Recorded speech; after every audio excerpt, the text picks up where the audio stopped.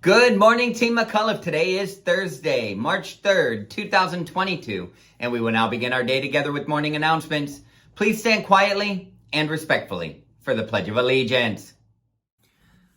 I pledge allegiance to the flag of the United States of America and to the republic for which it stands, one nation, under God, indivisible, with liberty and justice for all.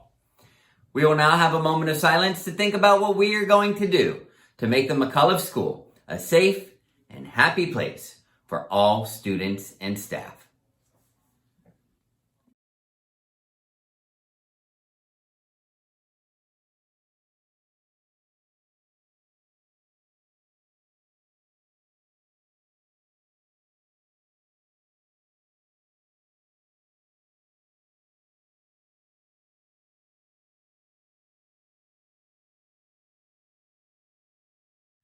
Okay, so we have no McAuliffe School birthdays again today, but looking at our National Days calendar, today is National I Want You to Be Happy Day. And this is all about caring about and wanting other people around us to be happy. Some things that you can do today is try to make someone laugh with a silly joke. Do something nice for them that they aren't expecting, or maybe even just drawing a smiley face in the snow outside to make a stranger smile as they are passing by. But today we celebrate the happiness of others and how we can work to make that happiness happen. Today is also Thoughtful Thursday, and we're still looking at the goals that you all set for each other. And we have two students who want to share their goals and vision boards with all of you. Good morning, it's Thoughtful Thursday, and I have Abigail from Mrs. Care's room, and I have Ariana from Mr. Fernandez's room, who would love to share their vision boards with the entire McAuliffe School family. So Abby, you're up. Nice and loud, please. My goal is to write my own lyrics on the violin. Write your own lyrics on the violin. Okay, great. And to learn a new song for that. Okay, what are you thinking? Like, what's going to be the subject of the song, do you think? I don't know. I take lessons on Tuesdays and Thursdays. Oh, you have lessons on Tuesdays and Thursdays. All right. Can I see the vision board again? Okay. What else do you want to share about it? I liked this one. What is that? Let's see. A violin with LED lights. Oh my goodness, an LED light violin. That's amazing. If you can dream it, you can do it. I love that. Thank you, Abby. All right, Ariana. My vision board looks like this. Let's see. So this was, when I grew up, I wanted to be a singer. Okay. And over here, it shows how many arts and crafts I want to make, but it takes a lot of time. Yes. And in class, in math class, I want to get better at my times tables. And I made a quote that says, "Not everything can be counted counts, and not everything that counts can be counted." Excellent. I really, really like that. Thank you, guys.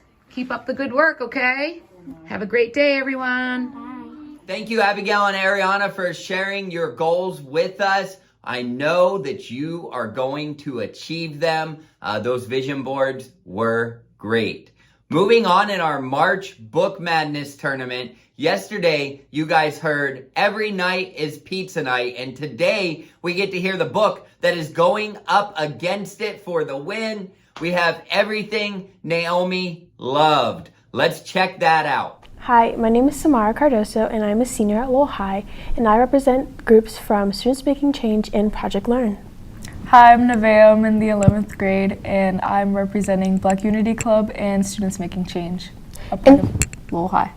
And today we're going to read Everything Naomi Loved by Katie Yamazaki and Ian Lunder. This is our favorite book ever.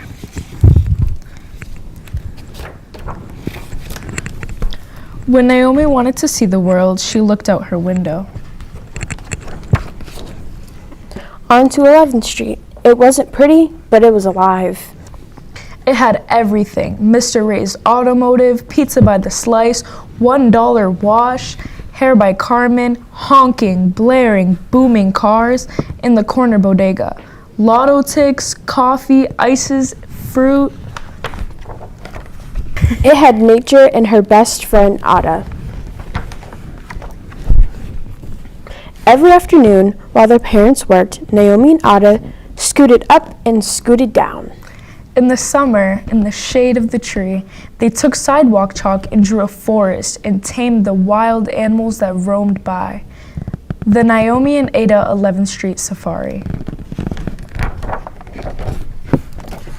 By the time their parents came back from work, Naomi and Ada were tired. Their parents were tired. Those nights, Naomi and her mom and dad wished the tree and the neon lights and the never-ending hum of cars and Ada good night. Sweet dreams, 11th Street.